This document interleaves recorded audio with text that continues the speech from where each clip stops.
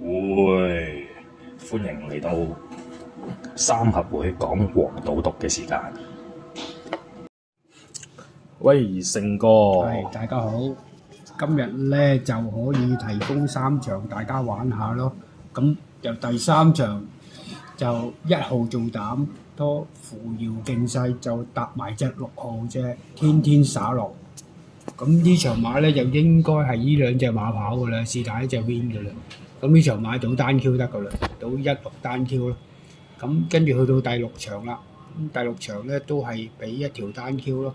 就係潘頓嘅標之極光，跟住搭埋第4號隻金快飛飛，因為丁冠豪啲馬咧本身嚟講咧都差唔多噶啦，如果有實力嘅馬佢都盡量會搏一搏。咁標之極光咧又開始咁跑緊位置，咁聽日都可以再買翻，咁呢條都係單 Q 嚟。咁去到第10場啦。咁第10場咧就係揾翻偉達嗰隻馬做膽，係14號嘅龍城精將。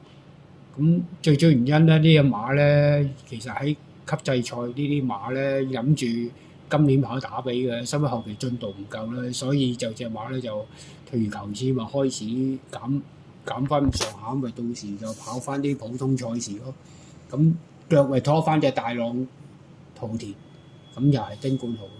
咁最主要原因呢啲馬又係用得應該盡量會用，咁拖埋隻12號隻情王就係鄭購嘅，因為最主要原因咧，你鄭購嗰隻馬希望可以上埋岸啦，聽日咁腳一定拖翻佢，係咁多啦。今日就係呢幾場咯。好啊，咁就希望聽日大家贏多啲啦。OK，拜拜。